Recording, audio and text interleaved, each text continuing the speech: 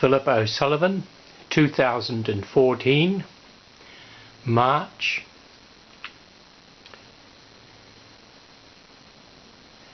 The Interrogated Man.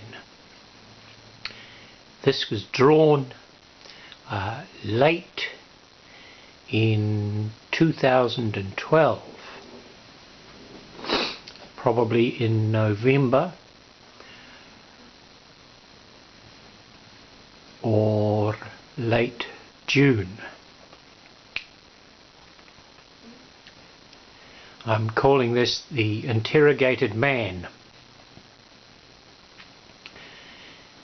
It reminds me very much of the situation where one confronts the politics of the art school or the ideology of the university or the gender bias perhaps of the course.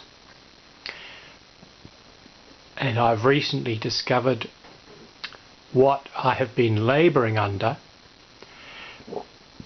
at the art school for 3 years, because I did a library search on feminism or feminist and masculist, and for masculist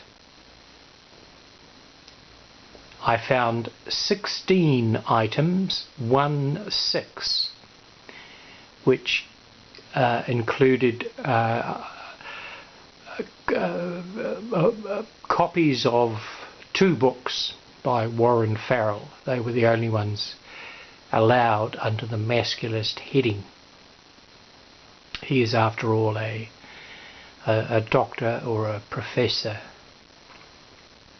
in his field.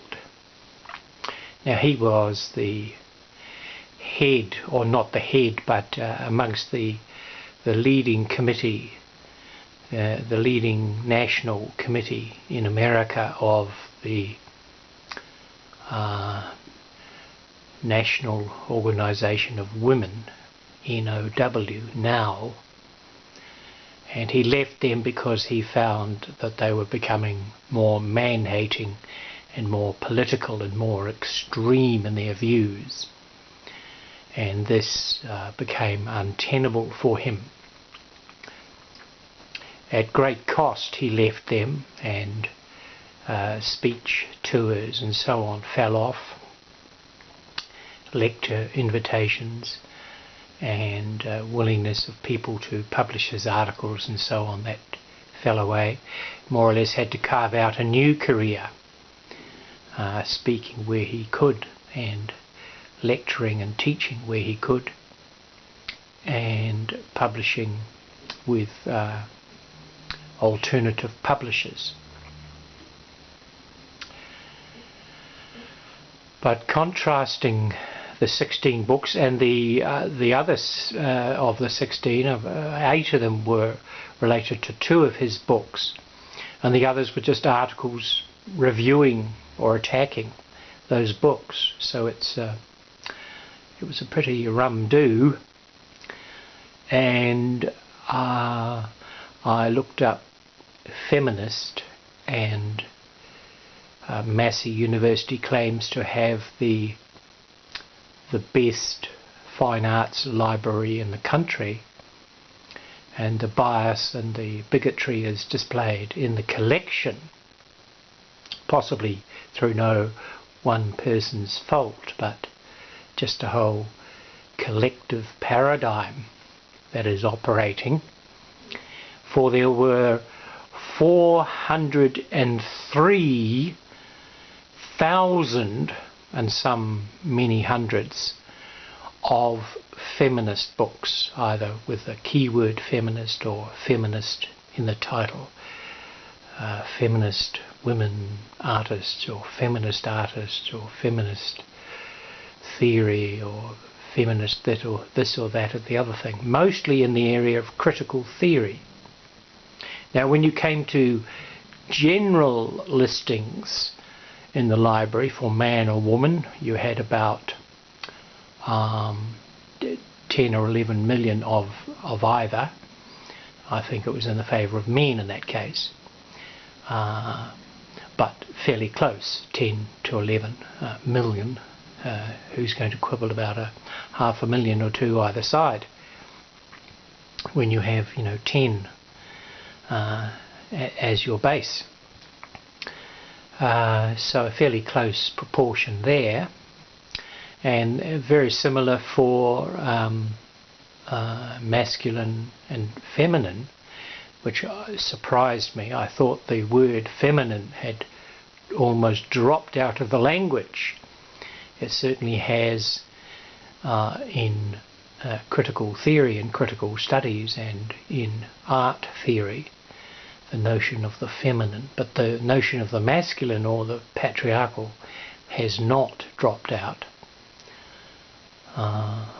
so much. So it is particularly and peculiarly in the area of critical theory that the ideology holds sway. So I do feel very much as a man under interrogation, and that's the title of this drawing, or the title I've given it now, 2 years later. In that class under Emma Lefebvre at Massey University Art School, in the drawing class, it was only late in the session, I can't remember whether it was the whole year or half the year, I think it was a whole year, that I finally, as it were, got it, and about 8, 9, 10 drawings, especially the last 5 or 6, just flew off the easel, and there was greater precision, absolute certainty, and a wonderful experience. So, a teaching method that is quite a disciplinarian one is can work quite strongly in one's favour. So all credit to her. In other words, she drove us quite strongly, and it paid off in my case. It brought me to a level of confidence and knowing that I could perform under pressure and do these drawings, and they actually looked like something. But here it somewhat looks like occasions of Beckman and Otto Dix and people like that. There's a bit of a scale change, and the leg of the chair seems to go up the vest and the armpit of the, thus rooting the man to the table, to the chair rather, and he's isolated on a block, as if he has been told, as the model has, not to move, as if one is under the interrogation of all the sketches and drawers and the students around about, which of course he is. He is under this interrogation for forms and negative space and positive space and proportions and attitude and angles and all those kinds of things. The chair to me now looks a little low on the ground, and his torso is a little longer than I'd thought. So it's not a realistic drawing. It's more, it's contained by a kind of realism, but there's a freedom of expression as well, which I quite like. And the window occurs as a flourish at the end, and that was done very rapidly under the inspiration of that particular drawing session.